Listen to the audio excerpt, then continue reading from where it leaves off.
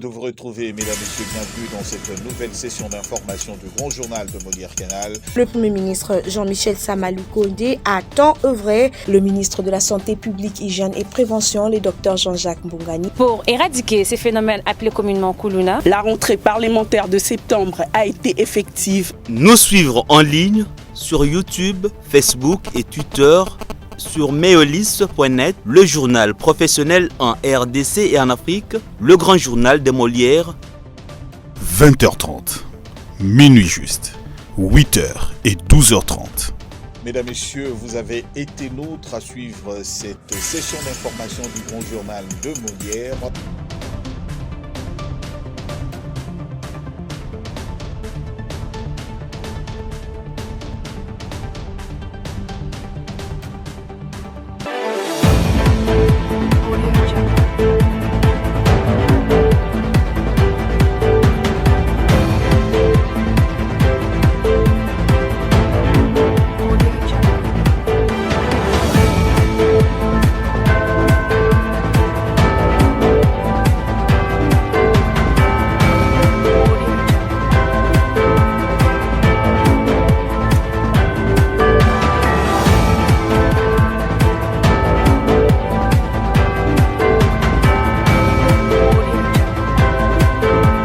Vous informer, c'est notre plaisir. Bienvenue à cette nouvelle session d'information sur Molière Canal. Voici le titre. À la une de cette édition, Félix Tshisekedi fait la promotion de mines de la République démocratique du Congo en Afrique du Sud au Forum annuel minier africain. Lors de sa prise de parole au forum, le chef de l'État n'a pas manqué de s'attaquer au Rwanda, agresseur de la RDC. Le journal, c'est tout de suite. Félix Tshisekedi séjourne en Afrique du Sud. Le président congolais est arrivé tard dans la nuit de lundi 6 février 2023 où il participe au Forum annuel minier africain. Suivez.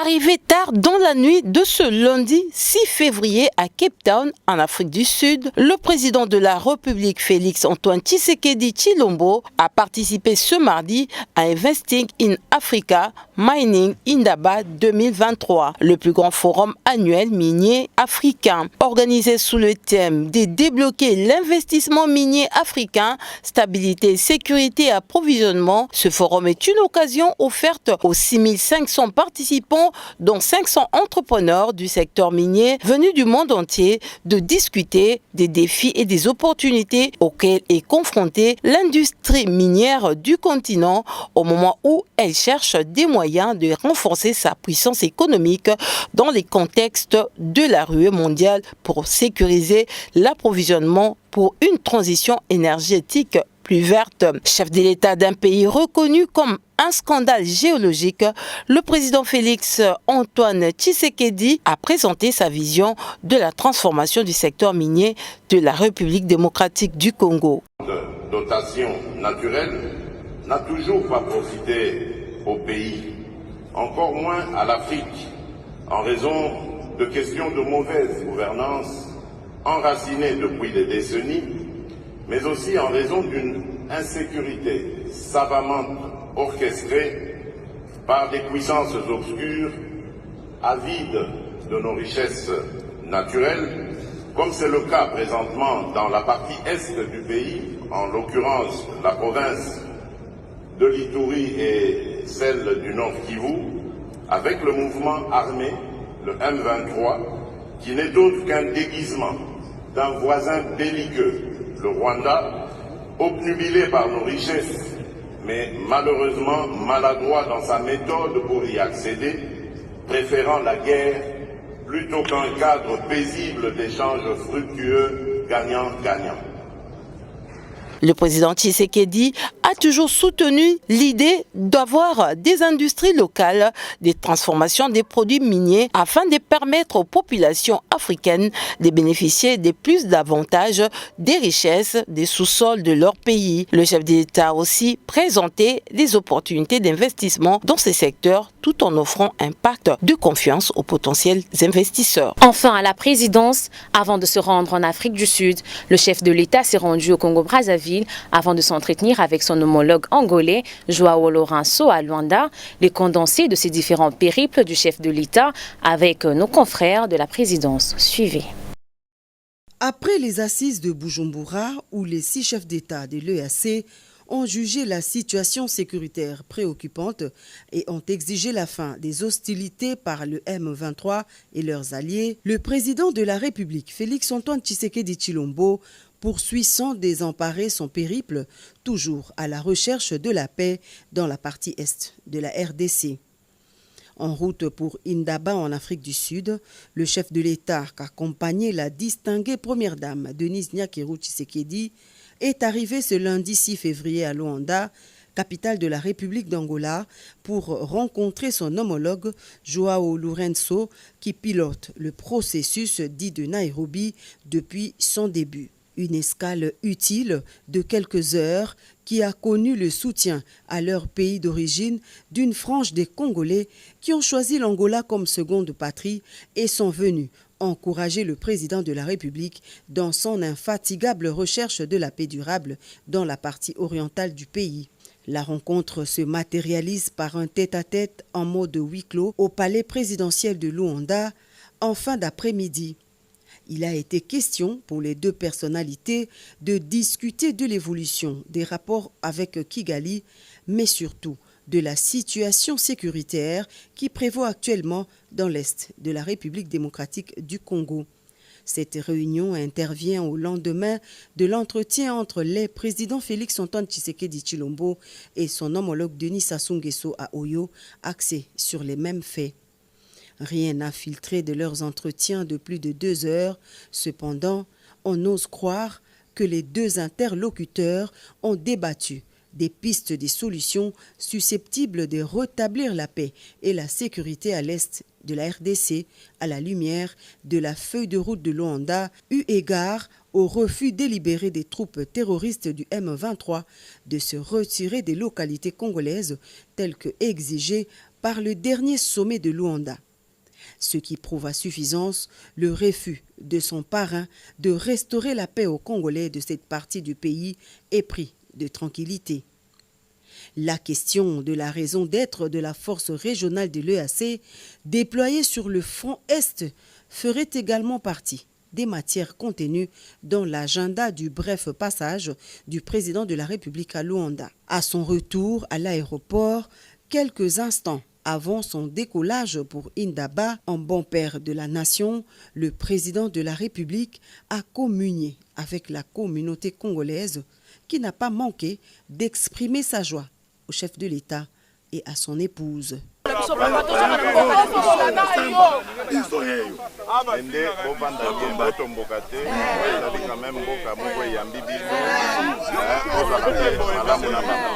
Balai diplomatique à la Commission électorale nationale indépendante, Denis Kadima a reçu au siège de la CENI Jean-Marc Châtaignier, ambassadeur de l'Union européenne. Il était question de statuer sur un possible déploiement d'une mission d'observation de l'Union européenne. Images et commentaires.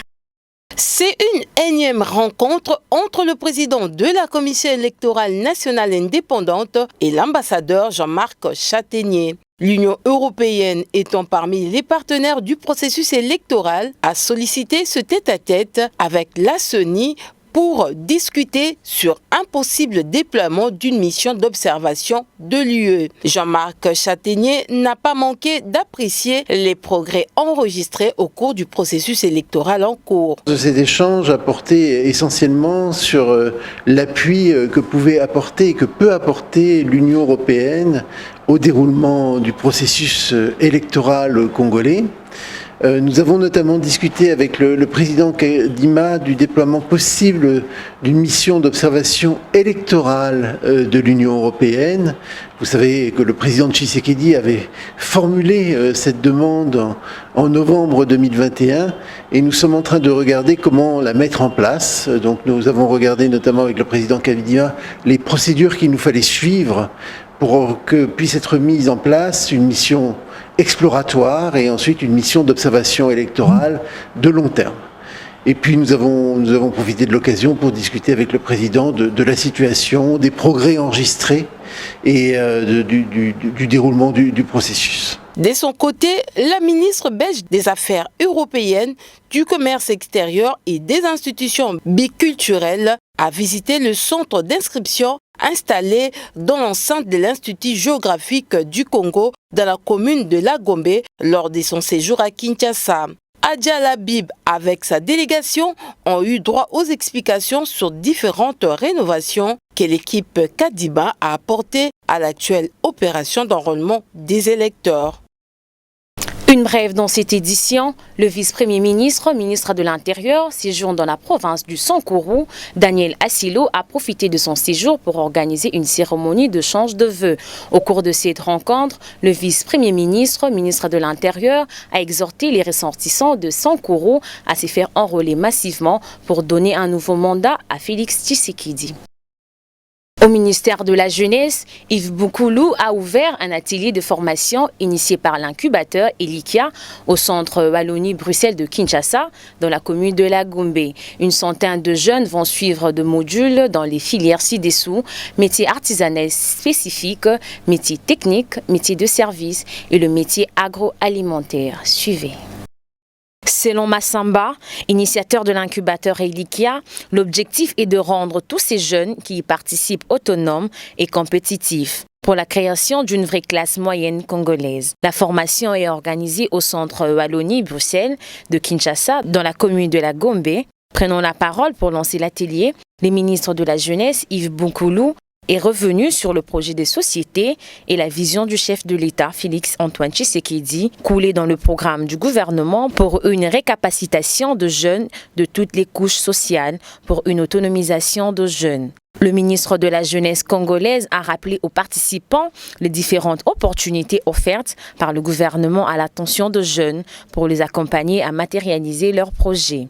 Les domaines de l'art et métiers ne sont pas en reste. Avec la collaboration de l'incubateur Elikia, tout sera fait pour relever le défi. L'autonomisation de jeunes au moyen de la NADEC, le Fonds de l'entrepreneuriat de jeunes, les FOGEC, ainsi de suite, est une priorité du gouvernement congolais. Il reste disponible à accompagner tous les jeunes porteurs de projets, d'une part, et d'autre part, il va s'assurer qu'aucun ne reste en marge de la société. Enfin, le ministre de la Jeunesse, Yves Boukoulou Zola, a reçu un groupe de membres de l'église adventiste du 7e jour en RDC. Les échanges ont tablé sur plusieurs points, entre autres le fonctionnement de la jeunesse adventiste et non adventiste, comment aider ces jeunes à être de bons citoyens pour l'ensemble du pays et pour le ciel. Images et commentaires. Cette délégation a au passage sollicité la participation du ministre au séminaire qui sera organisé le 23 mars 2023. Il aura pour thème la jeunesse chrétienne face au développement de la République démocratique du Congo. L'Église adventiste du 7e jour œuvre au niveau national et provincial. Elle travaille dans le domaine de la morale et du développement pour préparer la jeunesse de demain et organise des camps pour encadrer les jeunes.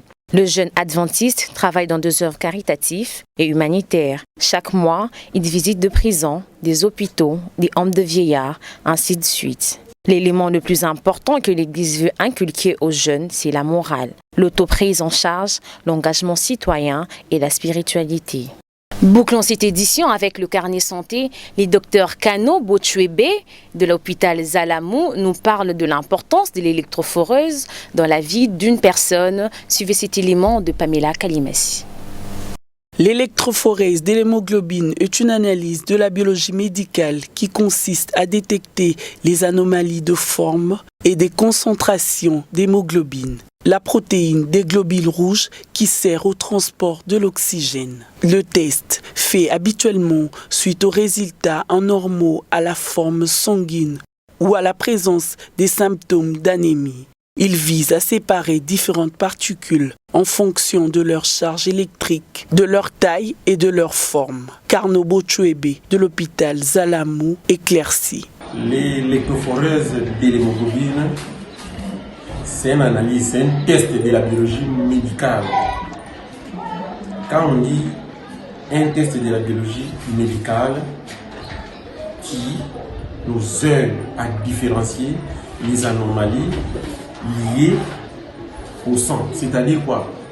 Les problèmes qui est avec les globules rouges, les problèmes qui est avec les globules rouges liés à la fonction des globules rouges, liés à la forme des globules rouges, liés à la taille des globules rouges. Donc, tous ces problèmes-là qui est lié à l'anomalie du globule rouge, Et avec ce test-là, on fait le test que nous appelons l'électrophorèse de l'hémoglobine pour savoir quel problème qui est dans les globules rouges. Au sujet de l'importance du test de l'hémoglobine, le docteur Carnot apporte son explication. L'importance de ce test est, premièrement, de faire la séparation, de faire l'analyse des protéines sériques, dont les deux importances majeures de l'électrophorèse, c'est les deux là que j'ai cités. De nos jours, il est important de se faire examiner pour éviter de donner naissance à des enfants drépano. Les jeunes mariés, l'homme et la femme, avant de s'engager, en tout cas, je vous conseille d'aller faire le test de l'électrophorèse de l'hémoglobine pour savoir la vie de vos progénitures, pour épargner vos enfants. Il faut que vous fassiez cela, ça serait très bénéfique pour vous, pour la vie aussi de vos enfants. Deuxièmement, pour les enfants et les hommes qui viennent aussi à l'hôpital. Peut-être avant le mariage, tu n'avais pas eu le temps ou bien les moyens de ne pas faire les tests de l'hémoglobine. Toi et la femme, vous êtes à la maison, les enfants ne savent pas leur statut hémoglobinique. Je vous donne un conseil gratuit d'aller dans des centres de santé ou des hôpitaux qui font ça.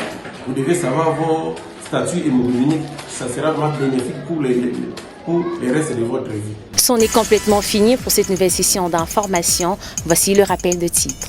Félix Tshisekedi fait la promotion de mines de la République démocratique du Congo en Afrique du Sud au Forum annuel minier africain. Lors de sa prise de parole au Forum, le chef de l'État n'a pas manqué de s'attaquer au Rwanda, agresseur de la RDC. Merci de nous avoir suivis et merci à toute l'équipe rédactionnelle. Quant à moi, je vous dis au revoir et bonne suite de programmes sur nos antennes.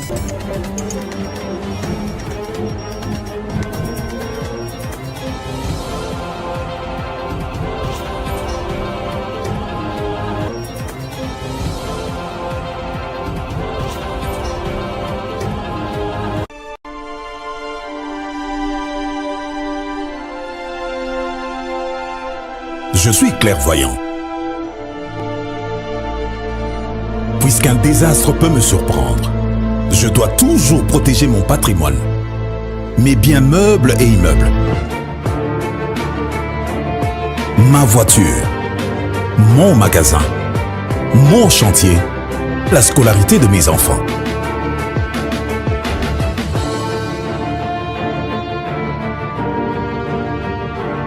Heureusement, la SONAS a démontré sa capacité à couvrir les risques et à prendre correctement en charge l'assuré, ainsi que toutes les victimes en cas de sinistre.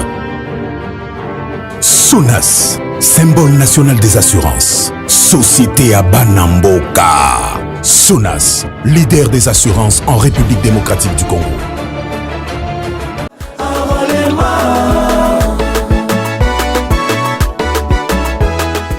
Est-ce que c'est obligatoire? Très bien, Leblanc. Mundela Solo Libyen. Est-ce que l'enrôlement est obligatoire? Moi, c'est albinos. Ah. Albinos, Ndundu. Tu en as assez peur. Très bien, mon frère albinos. L'enrôlement est obligatoire pour tout Congolais en droit et en âge de voter. Parce qu'avec votre enrôlement, vous aurez votre carte d'électeur. Et après, avec votre carte d'électeur, vous aurez votre carte d'identité. C'est bien, nous aurons donc nos cartes d'électeurs. Waouh! Donc, allons tous. Il est temps.